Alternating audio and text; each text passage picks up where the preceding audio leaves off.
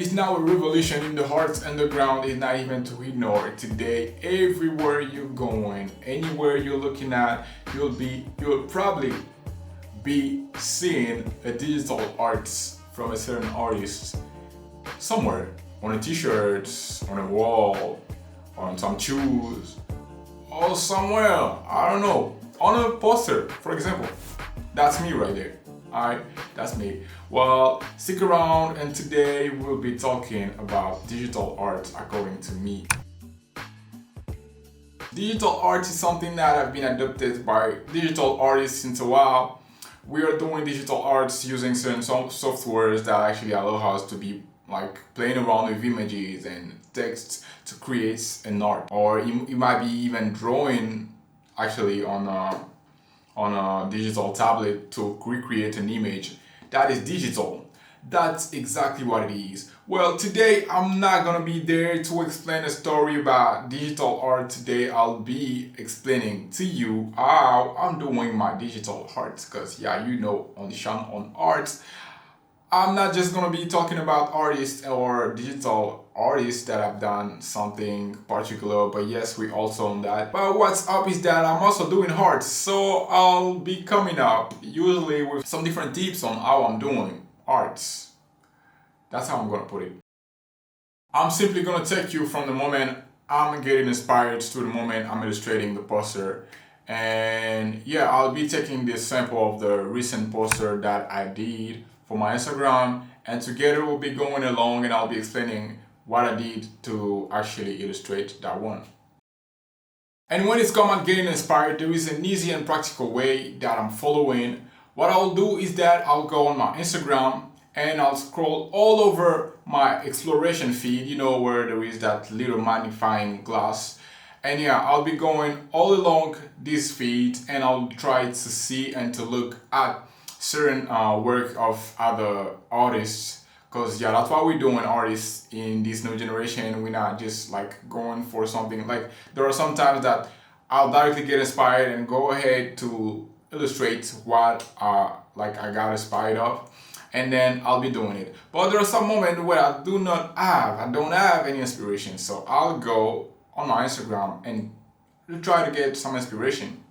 And actually Instagram is one of the most interesting place right there. Why? Because the algorithm is already trained to give you what you are usually interested in. So if you're interested into digital art or like graphic design, the exploration feed will always be giving you all the things that are related to this. So it's easy for me to be finding inspiration in there, because the algorithm knows, and I'm pretty sure that it's actually starting the kind of things that I'm posting on Instagram and giving me the exact thing that like I reflect to the algorithm, and it gives it back to me in a better way, because there are many better artists than me on the ground.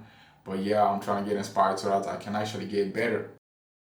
Well, once I'm done getting inspired on Instagram, I'll now go to the wild web and I'll try to explore to find the exact thing that I want for my illustration.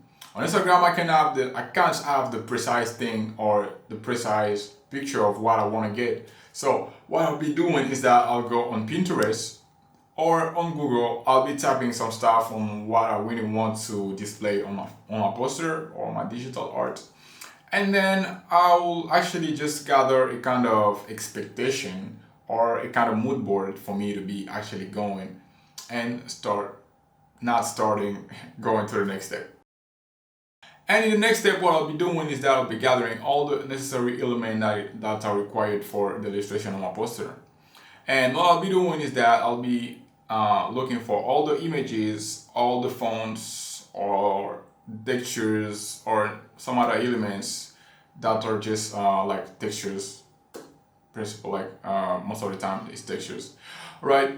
And once I'm done looking for all these elements, I'll not directly jump to the next step. I'll be staying here just to explain you and to give you some free games. What I'm usually doing when I'm looking for images, I'm using Unsplash and Pexels. These two places are really important. At the beginning, when I didn't have Unsplash and Pexel, I was taking my images from Google, and I didn't have to check if they were copyrighted or not, I was just using them. So yeah, please don't do that. Now I can just advise you to go and look for your images on Unsplash or Pixel. You can even use them because they're normally free of use. You can use them for anything you want, for like a business purpose. For example, you got images that you need for a flyer or for branding. If you want to do branding, you can use images from Unsplash and Pixel without having problem with the copyright. That's it for what is like gathering the images that I need. When it comes at adding fonts, we do have alternative, like you can actually find them pretty everywhere on the web, but most of the time we go in a font to find them. That's where I'm finding mostly like almost all of my fonts, font. Well, and at the end of it all, I'll be finding some necessary element that I need, like textures. And for textures, I'm simply going to Texture Lab. Texture Lab is really helpful if you want to have some different kind of texture or some different elements that you want to add, like lens flare, for example, if you want to add some other spices to your design. After gathering all the elements that I need for my design, now I'll be jumping to the illustration. And what I'm usually doing when it comes to illustrating the poster, I'll first start by having my grid.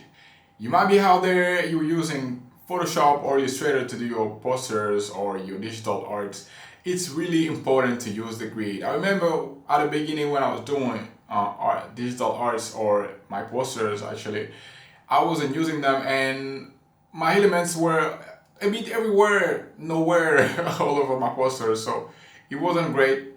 And after later when I realized how important the grids was, that's the first step that I'm starting with now when I want to do my design, because it's actually helping you to have a kind of combo where you will have to be putting the necessary elements where you have to be, and it won't be that complicated for you to find yourself when you use a grid. So go ahead and use that grid. It's gonna be helpful, alright? What comes next is that I'll be taking the images and put them where they're supposed to be, like as I plan them to be on the grids that I have set. That's why it's really important to have a grid, because you actually have the form, or when I say the pattern of how you'll be putting your design. So yeah, I'll be putting the images where it's supposed to be, in the middle, somewhere up or down, anywhere, but with the grid is still, and always give it a sense. I mean, yeah, because it's actually in an order of things. But sometimes you can go crazy and use a different way. It's not a problem, because all of this is arts. Most of the time when you're using arts or complex texture, all of these doesn't even matter when we're seeing that texture that you use. But most of the time when you're kind of trying to do a specific design, like the one that I did for the samurai, you need to use grids to actually put everything in order. That's the thing. Once all my images are set, what I'll be doing is that I'll be finding my color palette, right? The color is also something really important, and for that you can really go on the way you want. But what I'm doing most of the time is that I'll be taking two colors, and these two colors will mostly be including black and whites, because these are just, I can't be doing a design without black and whites. Even if there are like some different shade of whites and black that I'm using, they're all taken from a certain color. It might be blue, or it might be orange. I'll be just trying to find the perfect whites or the perfect black that I need for my design. I'm not taking the direct black or the direct whites, like, no, I'm not doing that. And quickly moving to the end of my illustration, I will now be putting my textures. And that's where Texture Lab comes in. There are many variety of textures and even lens flare, any kind of like special element that you might be in need of when you're doing digital art. So yeah, you can check out, there are even some tutorials for certain effects that we're usually using in poster design. You can just go ahead and check. It's free game though. And after I'm done with my texture, I'll be just adding some spice. I'll be spicing up my flavor with some stuff like I can probably add um, some layer effects. I'll be adding, I don't know, like some curves or some stuff if using Photoshop, or like anything that actually I want just to make my poster different.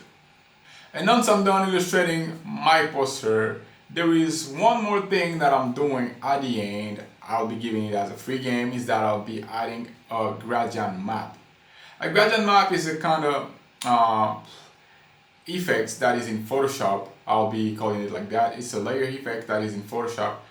You can probably find it on Illustrator too if you're using it. I'm not sure, because most of the time I'm using Photoshop to illustrate my posters.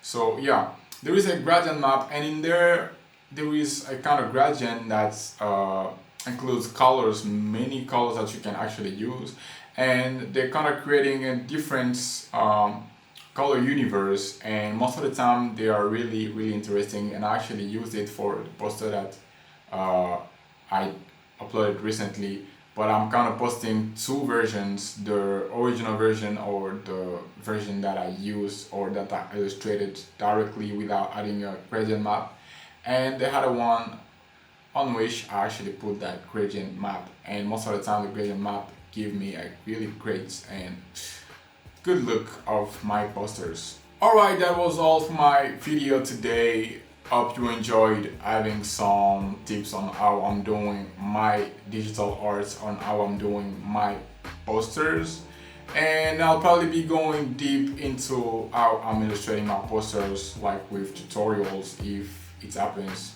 for me to have time to be doing them. But for now, that was it, so stick around and see you next time.